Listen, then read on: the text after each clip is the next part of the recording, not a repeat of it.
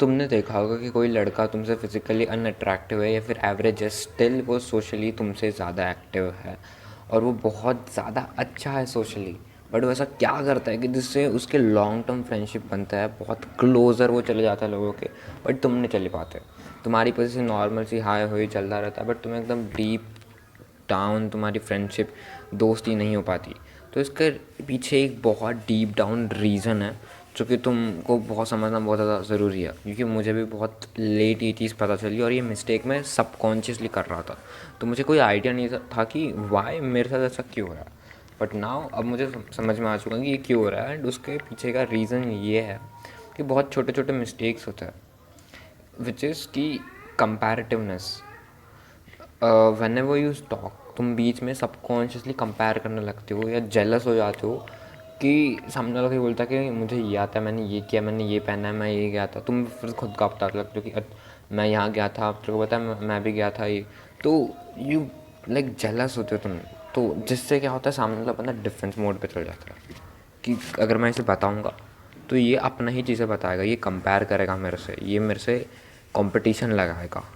But actual में meaning क्या होता है फ्रेंडशिप का, is connecting, is listening.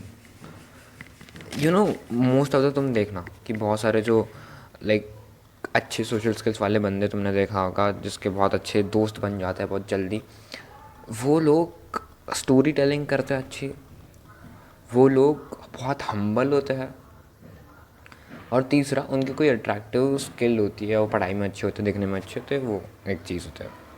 And in दोनों में ना इसके बहुत रूट कॉज, बहुत सारे अंडरग्राउंड सब पार्ट्स है जो कि फॉलो करना पड़ता है। हम्बल का मतलब कि एक्चुअल में तुम हम्बल होते हो लोगों के साथ, ज़्यादा कंपैरेटिवलेस, कंपेयर नहीं करते, कंपटीशन नहीं लगा ज़्यादा, आई मीन लाइक टॉकिंग है इसमें नॉर्मल। और ये चीज़ पता है कि सब जानबूझ के तुम करते भी नहीं हो, ये सबकॉन्शियसली होता है। तुम जेलस हो जाते हो, क्या हो जाते हो, और तुम घुसाने लगते हो। इसके जगह अप्रिशिएट करो, थोड़ा वल्नरेबल हो उनसे, एक्चुअल में इंटरेस्ट करो उनके बातों में। एंड देन धीरे धीरे जब तुम रेगुलरली, तुम्हें जो लगता है अच्छा बुरा, तुम्हारे साथ जो इंसिडेंट्स होता है, तुम वो उन्हें बताते हो, वो तुम्हें बताते हैं, और यही स्टोरी टेलिंग होती है।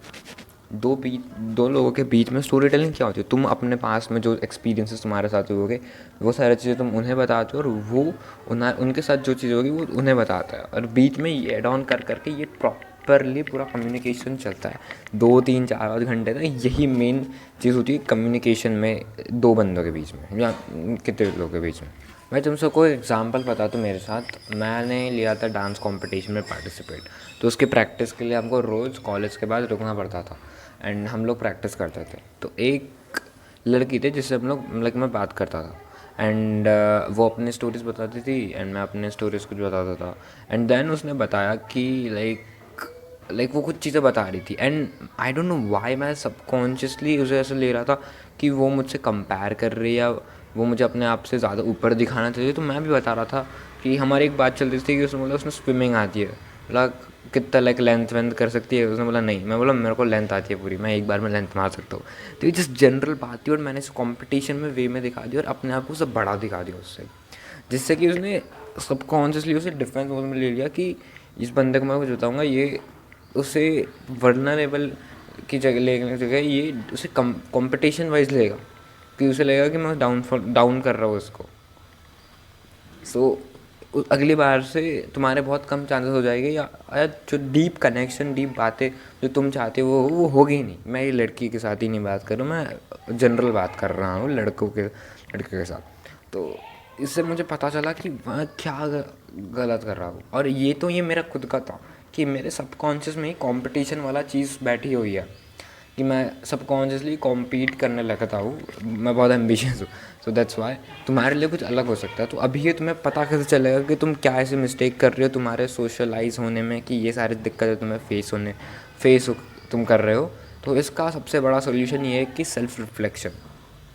बैठो एक जगह, सोचो कि तुम क्या ऐसे गलती करते हो।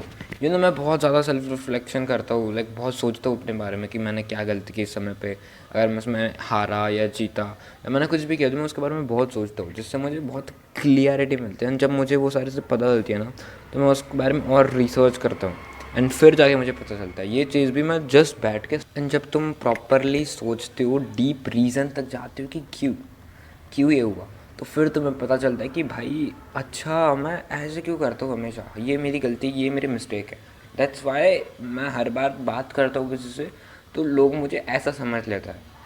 ये लिटरली बहुत डीप डाउन होता है। ये लाइक ऐसा होता है कि तुम्हारा कोई मेंटल ट्रॉमा वगैरह तुम्हें होगा, उसके वजह से ये सारी चीज़ें होती है, तुम सबकॉन्शियसली ऐसा एक्ट करने लगते हो। सो प्लीज़ सेल्फ रिफ्लेक्शन करो, अपने आप को टाइम दो, अपने आप से बात करो, एनालाइज करो थोड़ा अपने आप को कि what is happen and figure out कि how do I fix it. एक चीज़ बताओ कि जब तुम्हें पता चल गया, पता चलने के बाद में ना प्रॉब्लम, जब तक उसका सोल्यूशन नहीं मिलता तब तक कोई फ़ायदा नहीं है प्रॉब्लम को आइडेंटिफाई करने के बाद भी। तो थिंग इज़ कि तुम अपने जितने भी सारे चीज़ें हैं उसे चैट जीपीटी में डालो लंबे पैराग्राफ करके, एंड देन वो तुमको सोल्यूशन देगा। एंड फिर तुम्हें एक्चुअली में पता चलेगा कि तुम क्या गलत कर रहे थे एंड क्या नहीं, सेम जैसे मैंने किया। आई होप तुम्हें वीडियो से सीखने मिला होगा, तो एक लाइक कर देना, सब्सक्राइब नहीं किया तो सब्सक्राइब कर देना चैनल को। I will see in the next video, till then as usual thanks for watching, bye.